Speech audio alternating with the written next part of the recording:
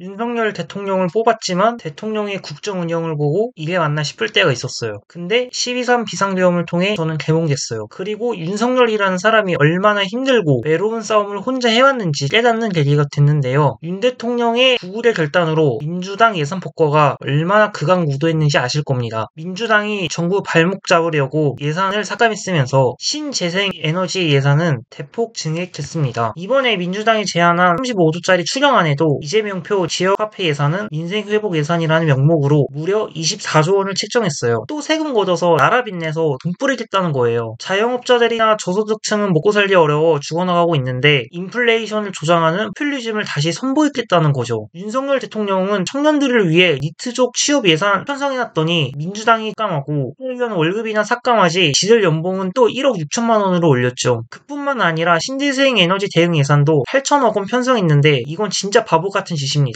신재생 에너지, 에너지 자립을 위해 필요하긴 합니다. 근데 지구온난화 심해지면 북반구에 부는 바람이 줄어들면서 북반구 국가들은 풍력 발전이 불리하다고 하더라고요. 그리고 지금 미국 대통령이 트럼프 대통령이잖아요. 트럼프 대통령은 신재생 에너지를 안 좋아해요. LNG 좋아하고요. 화석연료 좋아해요. 그리고 한국 조선업 협력은 물론 쇠빙선도 한국에 발주한다. 이런 소식이 들려오는데 한국은 민주당 입법 폭주 덕분에 우리 최대의 우방국인 미국과 정반대로 가려하고 있어요. 그리고 민주당은 간첩법 개정도 반대해서 간첩들 처벌도 못하고 대한민국의 기술 훔쳐가는 산업 스파이는 잡아도 한방망이 처벌이에요. 윤석열 대통령이 대한민국의 미래 세대들 위해 청년 예산 늘리고 나라를 망국의 원형으로 이끄는 간첩들 잡아서 나라 정상화시키려 해도 민주당은 죄다 예산 삭감하고 법 개정 반대하고 있습니다. 도대체 누가 내란 세력입니까? 저는 민주당이 대한민국을 망국의 나락으로 떨어뜨리는 내란 세력이라고 생각합니다. 자유민주주의 국가니까 윤석열 대통령을 싫어하고 욕할 수 있다고 봐요. 그런데 탄핵만큼은 기각되어야 한다고 봅니다.